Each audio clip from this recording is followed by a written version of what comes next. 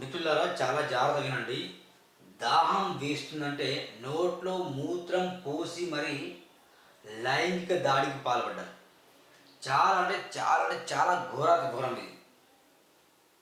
దాహం వేస్తుంది అరిస్తే పాపం ఆ మహిళ నోట్లో మూత్రం పోసాట 8 మంది అత్యాచారానికి పాల్పడ్డారు. ఎంత ఘోరం! తెలంగాణ రాష్ట్రంలో అసలు ఏం నడుస్తుంది? ఉరి వేస్తాళ్ళు అయినా కూడా మారట్లేదు, జైల్లో పెడతాళ్ళు అయినా కూడా మారట్లేదు.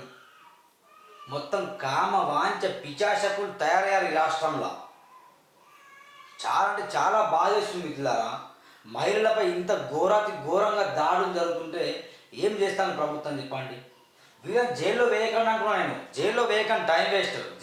జైల్లో వేస్తారు, మళ్ళీ బెయిల్ వస్తుంది. ఉరి శిక్ష పడాలంటే దాదాపు 20-30 సంవత్సరాలు టైం వస్తుంది. అర్థనా? ఒక లైంగిక దాడికి పాల్పడ్డ వ్యక్తికి ఉరి శిక్ష పడాలంటే 20-30 సంవత్సరాలు జైల్లో పందులు మేపినట్టు మేపుతాను, ఆ తర్వాత ఉరి శిక్ష పడతాను. ఇట్లా కాదు. నిజంగా అఘాయిత్యానికి, నిజంగా లైంగిక దాడికి పాల్పడ్డాడు అని తెలిసిన వెంటనే ఎవరైనా కానీ, ఏ క్యాస్ట్ అయినా కానీ, ఏ మతమైనా కానీ, ఏ రాజకీయ పార్టీ అండదండ ఉండని నడి బజార్లో తీసుకురావాలి, నడి బజార్ ఉరి తీయాలి.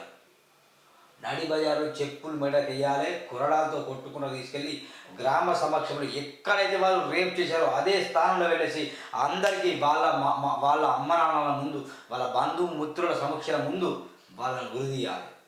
ఈ చట్టాన్ని తీసుకురావాలి. జైల్లో వేసుడు కాదు, నడి బజార్ ఉరి తీయాలి. నాగర్ కర్నూలు జిల్లాలో జరిగిన సంఘటన చాలా బాధేస్తుంది ఫ్రెండ్స్. ఎంత ఘోరమా! దాహం వేస్తుందంటే నోట్లో మూత్రం పోశారు, మద్యం తాగుతూ రాత్రంతా లైంగిక దాడి.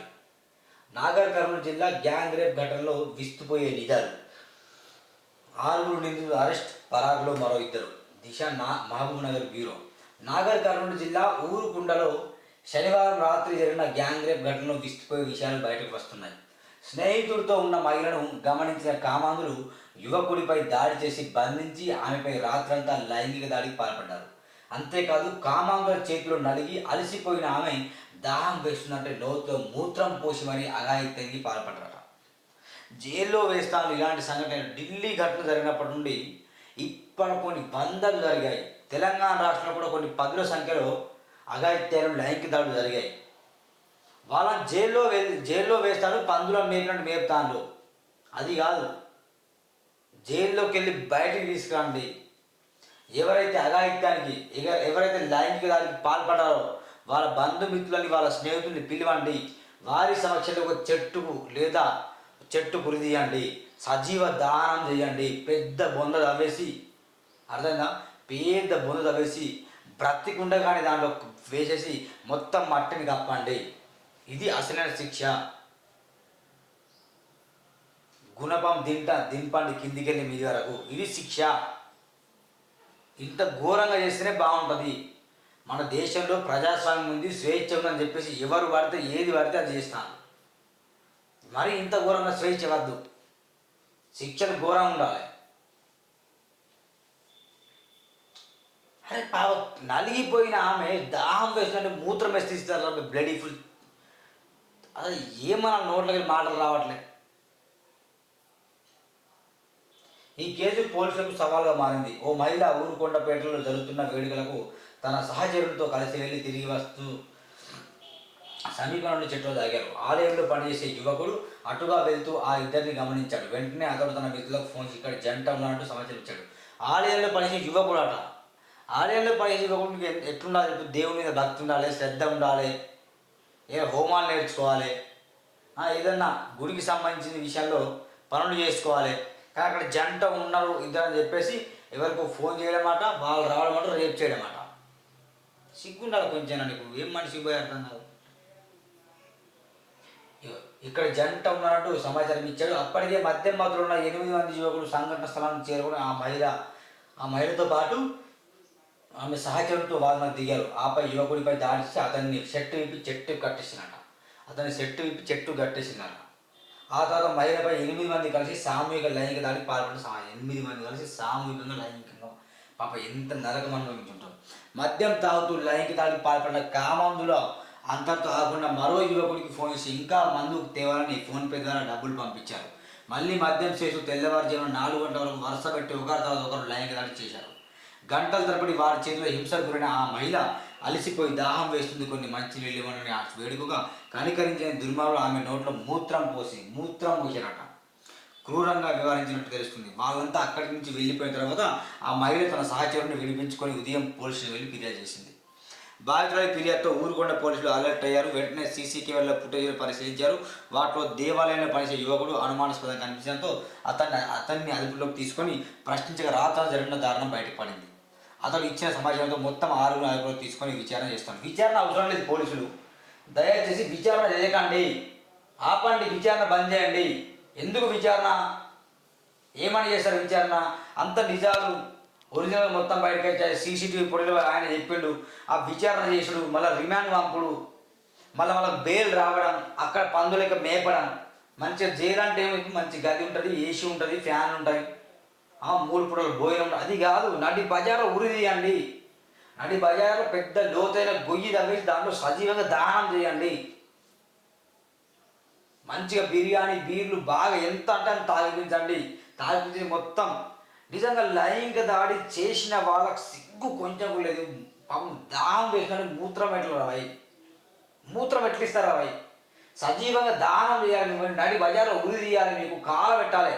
అర్థంగా సతీ సాగరం ఎట్లా చేయాలి? భర్త చనిపోతే భార్యను ఎట్లయితే చిత్తులో పెట్టి చంపేవారో అలాంటి చట్టం ఉండాలి. ఎవరైనా లైంగిక దాడికి పాల్పడితే బిడ్డ నడి బజార్లో సమాధి చేయాలి సజీవంగా ఉన్నప్పుడే. లేకపోతే కట్టెలు అమర్చి మొత్తం ఎట్లయితే దానం చేస్తారో మొత్తం అట్నే ఊరందరి సమక్షంలో. ఎవరైతే పాపం ఆ మహిళ ఎంత నరకం అనుభవిస్తుంది, వాళ్ళ బంధువులు మిత్రులు అందరూ కలిసేసి, అర్థమైందా? ఎవరైతే బతికున్నప్పుడే అతన్ని అందరూ మోసుకొని వెళ్ళి మొత్తం బొందలు పెట్టేసి పాతి పెట్టాలి. లేకపోతే శవయాత్ర చేసేసి డైరెక్ట్ నడి బజార్లో కాలబెట్టాలి. అది అసలైన చట్టం. జైల్లో కాదు చేసి ఇలాంటి ఏం మంచి పని చేసిందా? వీరితో పాటు చివరికి మధ్య 9 వ్యక్తులు లైంగిక పాలనకు సమస్య ప్రచారం జరుగుతుంది. ఆలస్యంలో వచ్చిన ఈ సంఘటన ఇప్పుడు రాష్ట్ర సంచలనం రేపుతుంది. ఇదే అంటున్నా, ఖచ్చితంగా వాళ్ళని సజీవ దానం చేయండి.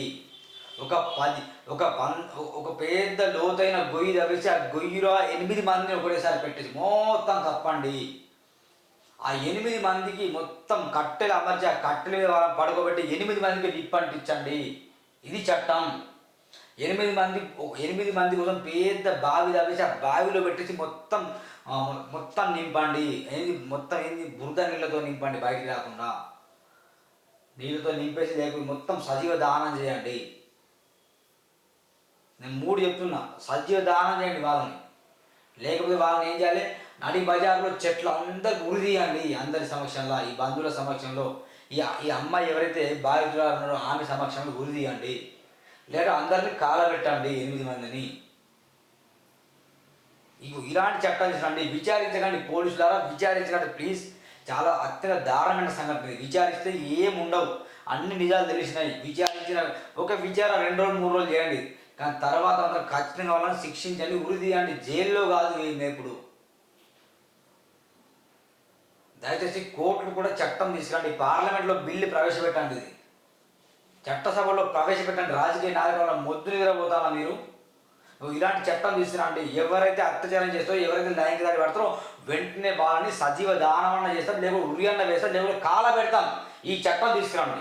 లేకపోతే ఇలాంటి వాళ్ళు చాలామంది చేస్తారు. అక్కడ 3 పూల భోజనం దొరుకుతుంది, మంచిగా జైలు భోజనం చేయొచ్చు. ఆ తర్వాత ఉరిశిక్ష పడితే పడండి, లేకపోతే లేదు, బెయిల్ అన్న వస్తుంది అనుకోవచ్చు. ఇలాంటి నిజాలు ఉన్నాయి కాబట్టి ఇలాంటి చాలా జరుగుతున్నాయి సొసైటీలో. అట్లా కావాలంటే నడి బజార్ ఊరేళ్ళ తీయండి, లేకపోతే నడి బజార్లో అందరినీ చిత్తులో పెట్టి కాలబెట్టండి, లేకపోతే పెద్ద గొయ్యిలో పెట్టి మొత్తం పాతి పెట్టండి సజీవంగా. ఈ చట్టాన్ని తీసుకుని నేను డిమాండ్ చేస్తున్నాను. ఇంత దారుణం అమ్మాయి.